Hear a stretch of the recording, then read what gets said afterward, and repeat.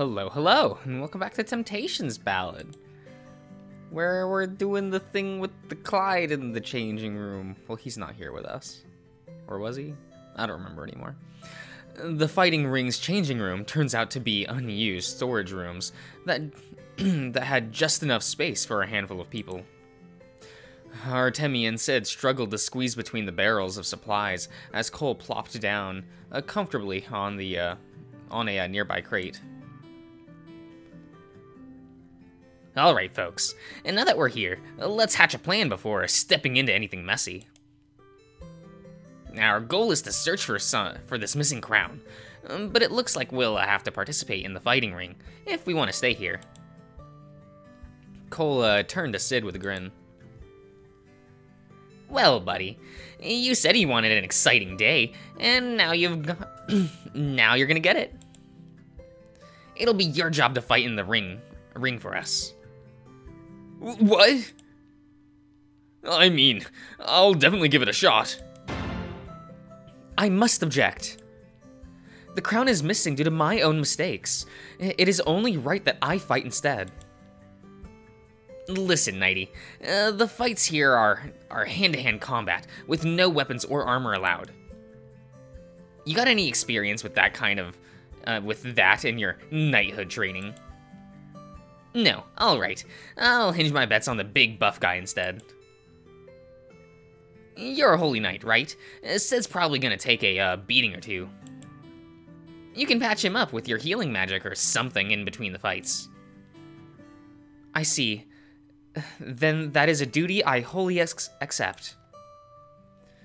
You don't think everyone here is as hardcore as that Val guy, do you? Most of them are pretty wimpy. To be honest, Papa can usually beats them to a pulp with one hand. And you don't have to worry about fighting Val. He only goes after the toughest guys. Hey, I can be pretty tough. Ha, sure you can. Anyway, while you guys are making a scene in the fighting ring, I'm going to sneak around the building to find that missing crown. I'm pretty familiar with this place, so it shouldn't be too difficult. But what if you are caught by someone who works here, like Sir Clyde? Cole shrugs. We're good buddies, so I don't expect to get roughed up or anything. This might even work to our advantage. Cole snaps his fingers. A burst of violet light erupts from his fingertips like blooming flowers. I have the spell called Charm Person. It's a real weak spell that can be easily resisted if the person sees it coming, but if I cast it while his guard is down, I can charm Clyde into showing me where the crown is. Or better yet, just force him to give it to me. People usually forget what happened after the charm wears off, so I should be safe. Theoretically, at least. If that doesn't work, I'll just have to run around a corner and cast self-disguise on myself to look like one of the workers. That should make escaping easier. Wow, boss, you sure know a lot of illusion-y magic spells. Yes. This is so cool. I've never worked with a talented magic user like you before. We're gonna make a great team. Huh. Cole blushed and tried to hide a bashful smile. Thanks. I usually don't get to talk about this because all my spells are used for tricking people. This is kind of nice. Cole turned towards Artemi, his expression suddenly serious. By the way, don't tell anyone I'm a magic user, okay? My papa's a real old-fashioned magic hater, so... Artemi nodded solemnly. Worry not, Sir Cole. You have my silence. But would it not be better to come clean to your father?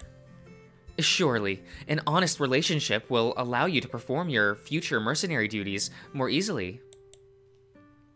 Yeah, you even said earlier that he wouldn't even be that mad. A little disappointed earlier on is better than a lifetime of bottling up a lie, right?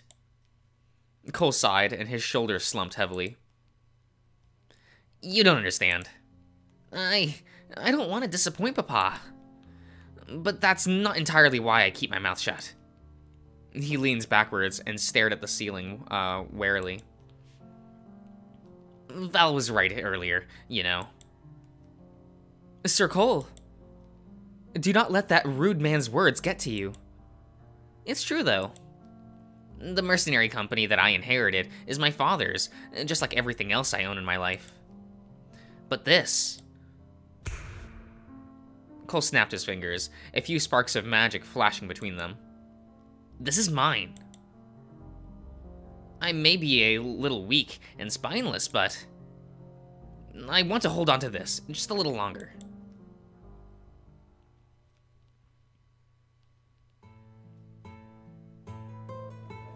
The crowd was just as loud and rambunctious when Cole accompanied the two of them towards the ring. Sid chewed on his thumb nervously, as all eyes trained on him, like predators to a fresh piece of meat. Sure, he was pretty big and tough. He was a pretty big and tough guy, yeah. But was he ready for something like this?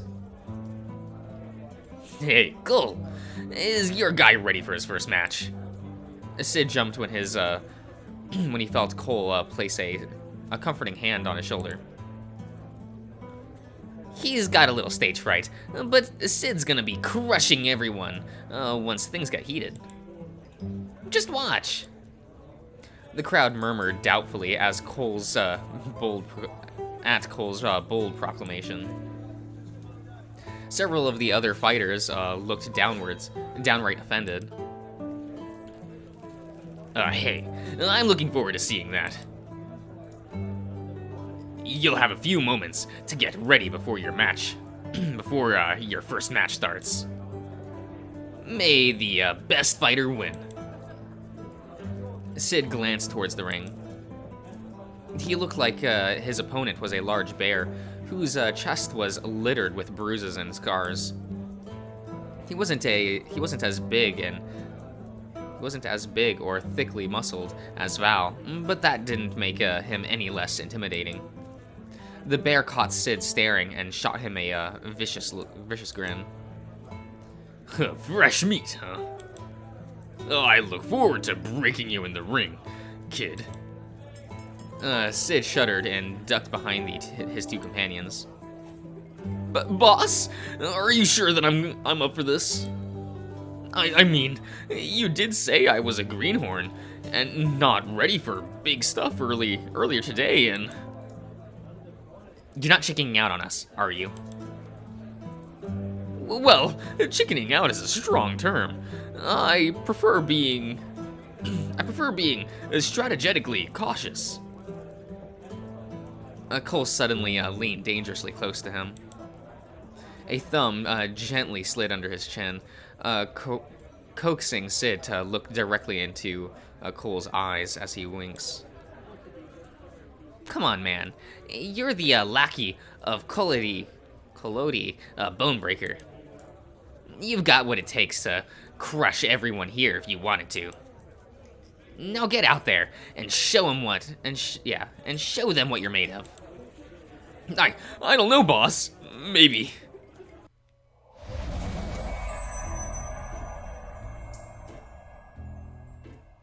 Sid's brain fully shut down for a moment as Cole leaned in and planted a firm kiss on his cheek. He stood frozen, his mouth agape, and face slowly flushing a horrific shade of pink. What was... A spark of magic suddenly snapped him out of his stupor. Sid felt a warmth slowly spread from where Cole smooched him. It was like a hot bath enveloped his body in a comfortable hug. His sense of sharpness and his muscles twitched with strength he didn't know he had. Sid gulped and readjusted his glasses in utter confusion. What was that? Was that a spell? Cole winked again. Barbaric Inspiration.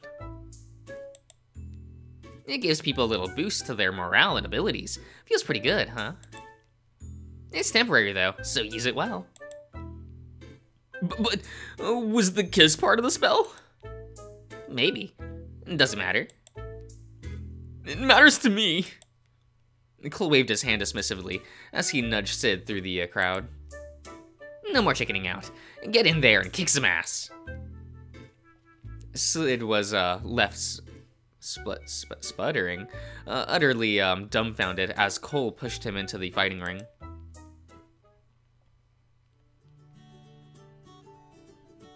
People were starting to place bets on the victor of this fight as the crowd congregated near the gambling table. A large pile of gold was slowly growing on the side of the bear. Wait, on the bear. On the side of the... Okay, wow, I have... Sid was about to face, but not a single person placed a bet on Sid himself. Sid glanced at his empty, non-existing betting pile as his ears drooped in dejection. It made sense that no one would take their chance on an unknown newcomer, but... The crowd suddenly parted as Cole swaggered towards the table and tosses a massive pile of gold coins onto the Sid's side. Shocked murmurs of disbelief spread throughout the audience. All that gold on a newbie? He doesn't even look that tough. Heh, get ready to lose all your gold, kid. I should be saying the same thing to you. Cole sneered. After this round is over, I think I'll be a whole lot richer. Sid watched the whole gambling exchange from his position in the fighting ring. He felt his heart jump at the sight of Cole spilling so much money into his betting pile. Adrenaline pumped through him, being as he took a deep breath and stepped forward into the ring. Boss is really taking a chance on me. I gotta do a good job. Just watch, I'll crush the competition.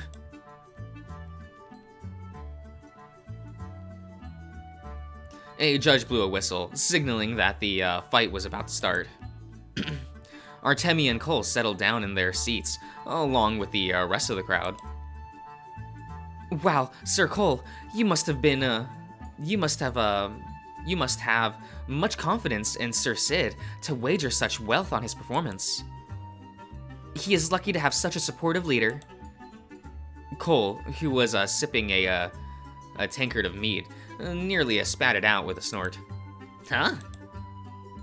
Nah, and that pile of gold is all a minor illusion. If Sid loses this match, get ready to run. I beg your pardon?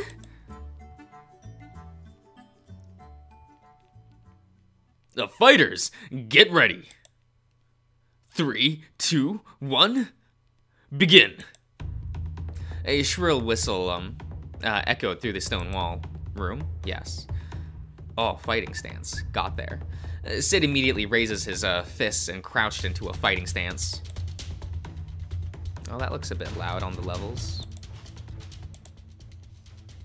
I'll definitely get copyright claimed for that. Magic from Cole's barbaric inspiration simmered through his veins and muscles like static electricity. All of Sid's senses felt oddly sharp and focused. His opponent, the scared bear,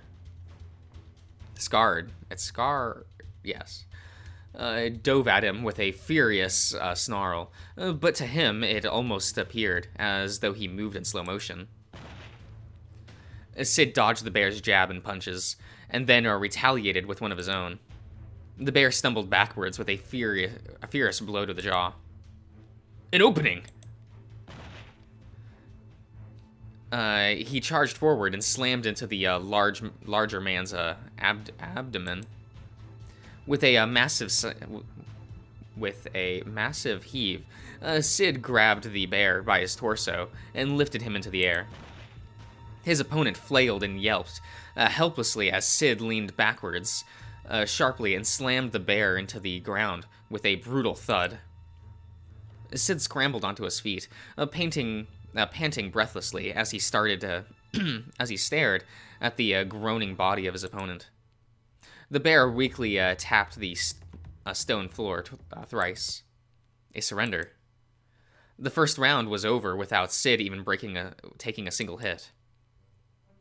Sid stood over the prone bear, panting heavily as he came out of his adrenaline-induced daze. The crowd was stunned. Even Cole's jaw hung open in shock. In the back of the crowd, a lone Artemi clapped politely through the silence with a smile. "Wonderful job, Sir Sid. Your show of strength is truly impressive." Sid flushed pink and scratched his head bashfully from the center of the ring. "Aw, thanks. Did you see that, boss? I hope I did you proud." "Oh yeah, you sure did." Cole was busy running towards the gambler's table and mixing together the pile of gold to hide his fading illusions. Most of the crowd was too distracted, mumbling bitterly to themselves, to notice the gold pile was significantly smaller. "Bah, beginners gets all the luck." Or maybe we were just good. Anyway, thanks for all the money, folks.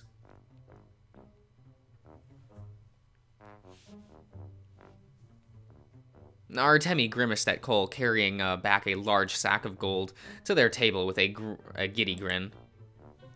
"Even if this whole crown business doesn't work out, at least I'll have some loot to bring back to Papa tonight." "No worries, Nighty. I'll be sure to split some with you and Sid, too." "Sir Cole, I cannot condone your dishonesty here. All this money was won through deception. Perhaps it would be better if we returned it." "What? Return it to these gamblers in this illegal fighting ring with a shitty black market in the back room? None of this money was honest to begin with. We're just taking it back and putting it to good use." Artemi frown deepened as she stared into the large sack of coins. "I suppose this still doesn't sit well with me." She looked up with a determined glare. "As you say, this whole establishment is quite illegal. Perhaps I should alert the Knights of the Church to this place and forego this entire fighting ring business to begin with." A Cole body stilled as he stared into Artemi's intense gaze. "Maybe you could." "Of course, a small army of knights approaching would alert everyone here right away. There are hidey holes and escape tunnels everywhere in this place.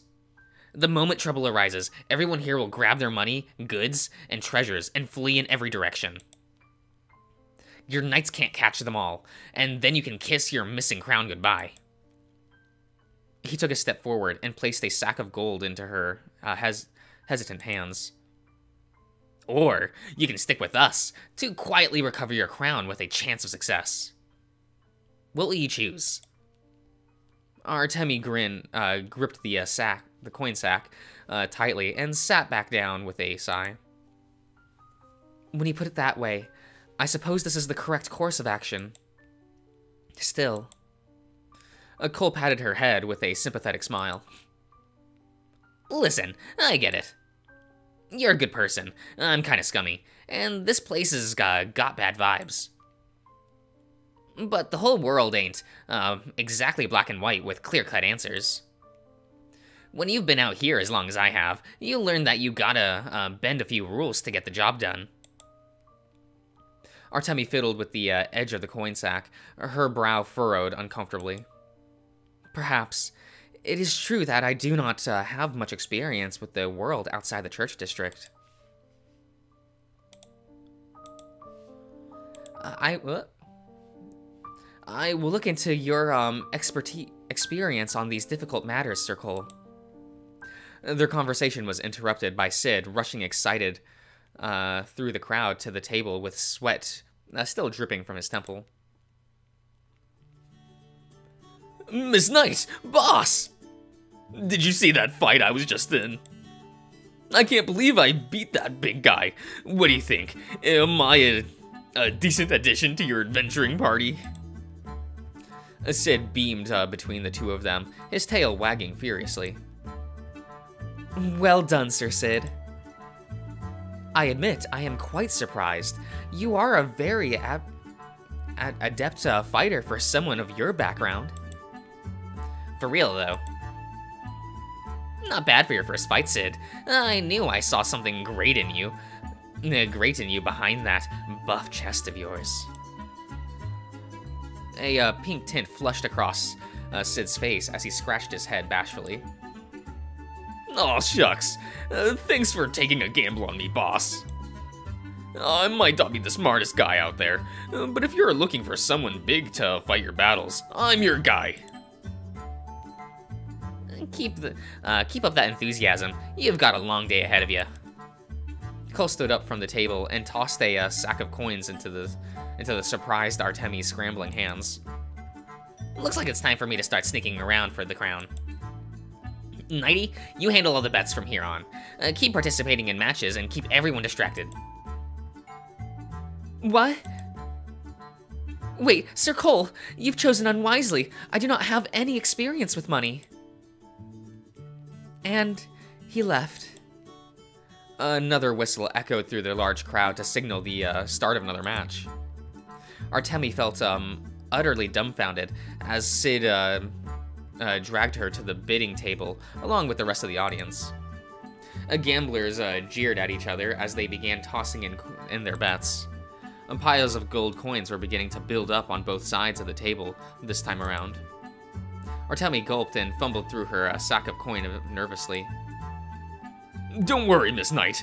I'm sure I can take on whatever fighter they throw at me from here. Feel free to bet whatever you think is best. Perhaps five copper. Maybe that is too miserly? Is that it? Is that word? Maybe. 5 silver then. Perhaps that be too bold. All right, 4 silver it is. A gruff gambler standing next to her snarled in disbelief, sending spit flying everywhere. What kind of weak bet are you making here, lassie? This is a fucking fighting ring, not your grandma's bingo game. Go gold or go home. In her panic, Artemi grabbed a fistful of gold and hastily tossed it on the table.